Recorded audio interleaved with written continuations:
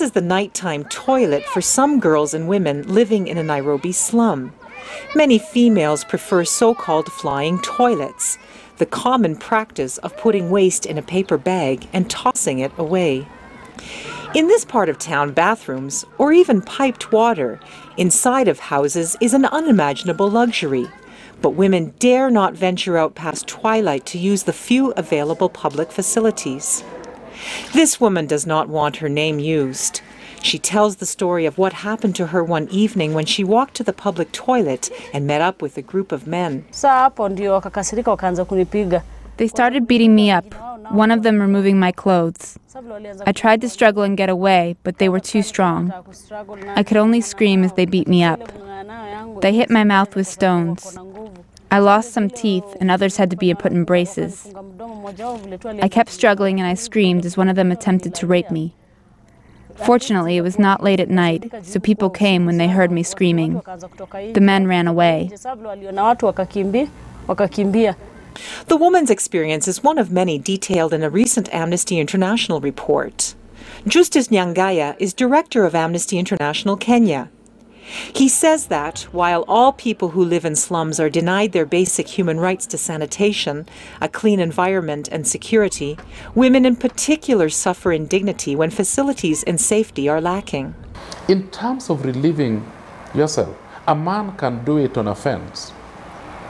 It is not easy for a woman to do it on a fence because of the nature of indignity that comes with it, but the sense of respect and self-worth stops women from just go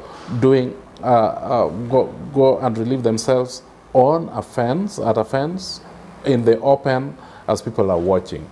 And that's why, at a certain time of the night, women will take their bath in their homes, but also, because of lack of toilet facilities, they will also excrete in bags in their house. But even taking a bath in their own homes is difficult for women. A typical home in an informal settlement is one room that can hold up to 8 people. If family members do not leave the room, she may be forced to bathe in front of them or forgo her bath. There are 200 slums or informal settlements in Kenya's capital. An estimated 2 million people, or half of Nairobi's population, live in them. Yet, the informal settlements take up just 5% of Nairobi's residential area and just 1% of all land in the city. Informal settlements are not included in city planning. Most residents do not receive basic services such as running water, sewage pipes, and electricity. Only 24% of residents have access to toilet facilities at household level, with up to 200 people sharing a single latrine in some neighborhoods. Amnesty International's Justice Nyangaya says that even security services are absent. There is no single police station or policing that is taking place in the informal settlement.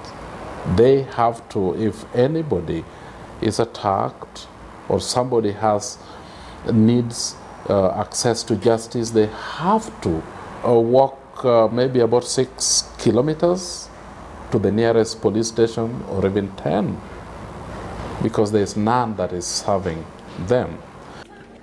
1 out of every 5 women in Kenya's slums are raped, and most are afraid to report the attacks for fear of reprisals. Nyangaya says there has been some progress. Nairobi City Council has installed lights in some areas and added toilets in others. But Nyangaya says informal settlements need to be included in city planning. Left to their own defenses, some women are fighting back. In the informal settlement of Korokocho, a group called I'm Worth Defending teaches women self-defense skills and provides rape counseling. Cathy Majtenyi for VOA News, Nairobi.